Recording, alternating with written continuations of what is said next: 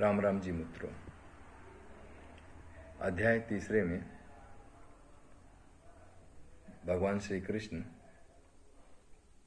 के साथ अब हम श्लोक 4 पर पहुंचेंगे। भगवान श्री कृष्ण अर्जुन को समझा रहे हैं और अर्जुन के माध्यम से हम सभी को, सभी मानव जाति के लिए भगवद गीता में हर समस्या का समाधान भी दिया गया है। प्रस्तुत श्लोक में भगवान श्री कृष्ण कह रहे हैं,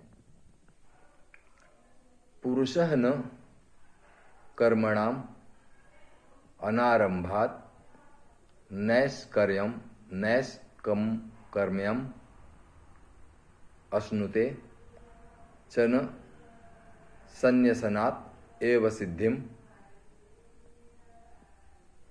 समधि गच्छति। मनुष्य न तो कर्मों का आरंभ के बिना निष्कर्मता को प्राप्त होता है और न केवल त्याग मात्र से, कर्मों के त्याग मात्र से सिद्धि यानी सांख्य निष्ठा को प्राप्त होता है।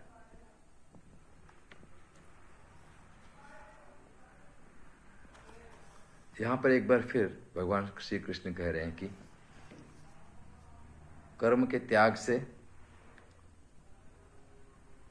कुछ भी हासिल नहीं होता। कर्म पर कृष्ण ने एक बार फिर से वही महत्व दिया है।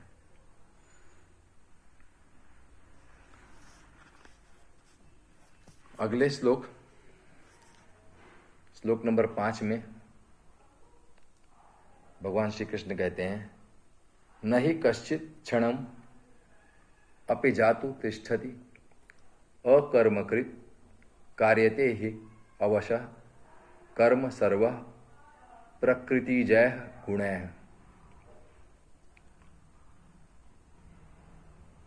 भगवान श्री कृष्ण कहते हैं, तथा सर्वथा कर्मों का स्वरूप से त्याग हो भी नहीं सकता।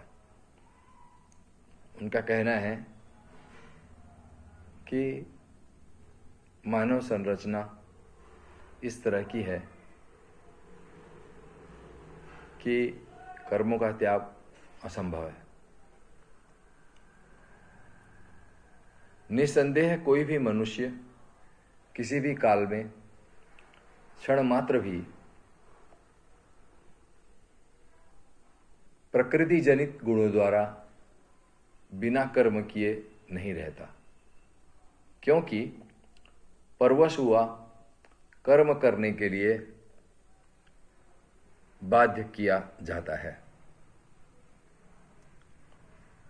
तो यहाँ पे भगवान श्री कृष्ण अर्जुन को समझा रहे हैं कि कर्म का त्याग असंभव है।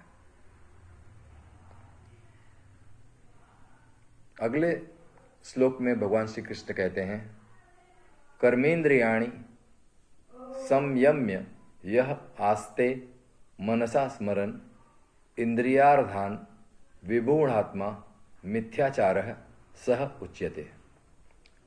इसलिए जो मूढ़ बुद्धि मनुष्य समस्त इंद्रियों को हठपूर्वक रोकता है,